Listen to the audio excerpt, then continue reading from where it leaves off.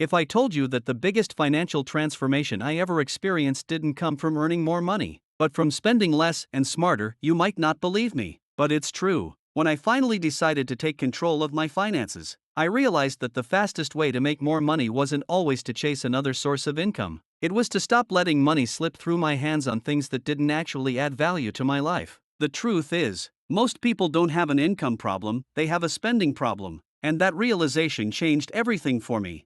Before we go any further, if you're serious about improving your financial situation, make sure you subscribe to this channel and hit the notification bell, because every week, I share practical, real-world financial principles that help you manage, grow, and protect your money with intention. This video might just be the mindset shift that gets you started. I didn't wake up one day suddenly disciplined with money. I had to learn the hard way that many of the things I thought were necessities were actually silent thieves of my wealth. Once I started cutting them out one by one, I noticed something incredible. Not only did my bank balance start growing, but so did my sense of control, freedom, and peace of mind. So today, I'm sharing the 9 specific things I stopped buying that made me more money, not because I got lucky, but because I learned to think differently about spending. The first thing I stopped buying was brand new cars. Like most people, I used to believe that having a new car was a sign of success, a way of showing that I was doing well. But financially, it was one of the most expensive illusions I ever fell for. The moment you drive a new car off the lot, it loses 10% of its value instantly, and up to 20% by the end of the first year. That means if you buy a $40,000 car, you're basically burning $8,000 in the first 12 months just for the privilege of calling it new. Now, I only buy reliable, well-maintained used cars that are a few years old. They cost less upfront, have already gone through their biggest depreciation, and often still have years of great performance left. That one change alone saved me thousands every year, not just on the purchase, but on insurance and taxes, too. The second thing I stopped buying was fast fashion. For years, I bought clothes because they were cheap or trendy. I'd scroll through online stores and convince myself I needed new outfits every season. But here's the thing, cheap clothes aren't really cheap when you keep replacing them every few months. I realized I was spending hundreds of dollars a year on clothes that didn't last, didn't fit well, and didn't bring any real value to my life. So I switched my mindset from more to better. I started investing in fewer, high-quality, timeless pieces that last for years instead of months. The result? My wardrobe shrank, but my confidence grew. I no longer felt the need to constantly keep up, and my wallet thanked me for it. The third thing I stopped buying was coffee from cafes every single day. This one stung a bit at first because it was part of my daily routine. I'd stop at my favorite cafe on my way to work, spend $5 or $6, and think nothing of it. But when I actually sat down and calculated how much I was spending, it shocked me. That little treat was costing me nearly $150 a month, over $1,800 a year. So, I decided to start making my coffee at home. I bought a good quality coffee machine and started brewing my own. Not only did it taste just as good, but I started to appreciate my mornings more. The savings from this one habit alone helped me fund other financial goals like investing and building my emergency fund. The fourth thing I stopped buying was subscription overload. It's amazing how easy it is to lose track of all the recurring payments that quietly drain your account. Streaming platforms, apps, memberships, cloud storage, software trials, even digital magazines. One day, I checked my bank statement and realized I was subscribed to over a dozen different services, many of which I hadn't used in months. It's not the big expenses that hurt most people, it's the small, silent ones that add up without notice. I started reviewing my subscriptions quarterly, canceling anything I wasn't actively using. I also consolidated where possible, choosing 1 or 2 streaming services instead of 5. That single action freed up a surprising amount of monthly cash flow, which I redirected toward paying off debt and investing.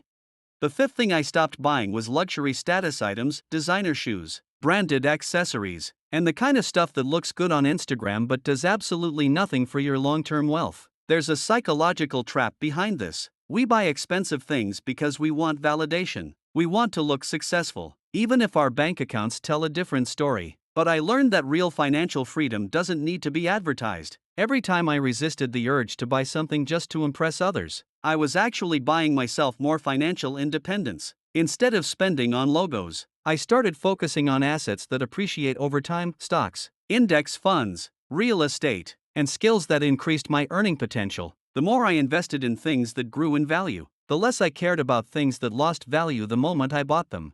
The sixth thing I stopped buying was takeout and impulsive meals. Eating out feels convenient until you realize how much it's costing you. I used to grab lunch at work every day and order dinner at least 3 times a week. Between the delivery fees, tips, and price markups, it added up to hundreds of dollars each month. Once I started meal prepping and cooking at home, I cut my food costs nearly in half. But it wasn't just about saving money, it was about regaining control over my time and health. Cooking became a discipline, and the extra savings helped me build a financial cushion I never had before. It's small, consistent changes like these that make the biggest difference over time.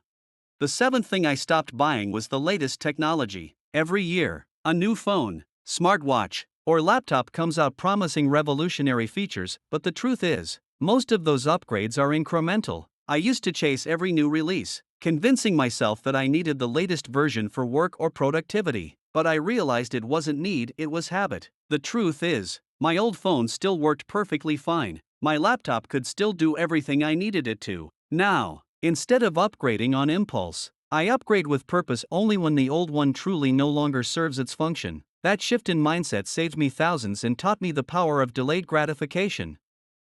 The eighth thing I stopped buying was excessive home decor and gadgets. There was a time when I thought having a beautifully styled home meant constantly buying more stuff: new lamps, wall art, decorative items, smart devices. But I noticed a pattern: the more I bought, the less satisfied I felt. My home started to feel cluttered, and I was spending on things that didn't bring lasting joy or function. So, I made a rule: before buying anything for my home, it had to serve a clear purpose or add measurable comfort. I embraced a minimalist approach where less truly became more. My space became calmer, easier to maintain, and my wallet stopped suffering from impulse decor syndrome.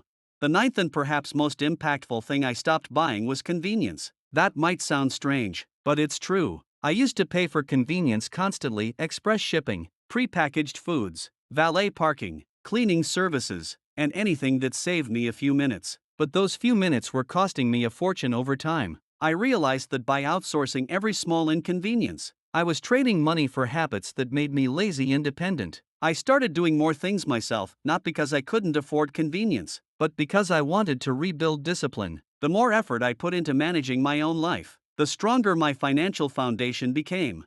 Each of these changes may seem small on their own, but together, they transformed my entire financial trajectory. I went from feeling like money was always tight to having savings, investments, and peace of mind. The truth is, the path to financial freedom doesn't start with making more money, it starts with respecting the money you already have. When you stop spending on what doesn't matter, you make space for what truly does. The interesting thing I learned through all of this is that discipline with money doesn't mean deprivation, it means direction. I didn't stop buying these things because I wanted to live cheap. I stopped buying them because I wanted to live smart. I realized that every dollar has a job, and when you assign it to things that build your future instead of feeding your impulses, you begin to compound your progress. If you're watching this and feeling stuck financially, here's my advice: don't focus only on how to earn more. Start by identifying where your money is quietly leaking away. Pull your bank statements, track your spending for 30 days, and ask yourself one question for every expense: does this bring real value, or just temporary comfort? You'll be amazed how many expenses fall into the second category. Once you start trimming the waste, redirect those savings with purpose. Use them to pay off high-interest debt. Build an emergency fund that covers at least 3 to 6 months of expenses. Invest in low-cost index funds or ETFs. Educate yourself financially. Those actions will make you far wealthier over time than any temporary purchase ever could. The truth is, wealth isn't built from big, glamorous decisions, it's built from small, consistent ones. Every canceled subscription, every skipped impulse buy, every time you say no to something unnecessary, you're actually saying yes to your financial freedom. And it's not just about money, it's about mindset. When you start viewing every purchase through the lens of value instead of emotion, you stop being a consumer and start becoming a builder. Today, I live with more financial peace than I ever thought possible, not because I earn more than I used to, but because I understand the value of enough. I stopped buying into the illusion that more things equal more happiness. I started buying time, options, and security instead, and those are things no luxury brand can sell you. So, if you want to make more money, start by changing how you spend the money you already have. Simplify your life, track your habits, and build a system that makes wealth a natural outcome of your decisions. The moment you stop buying what doesn't serve your goals, you'll realize how much abundance was hiding in plain sight.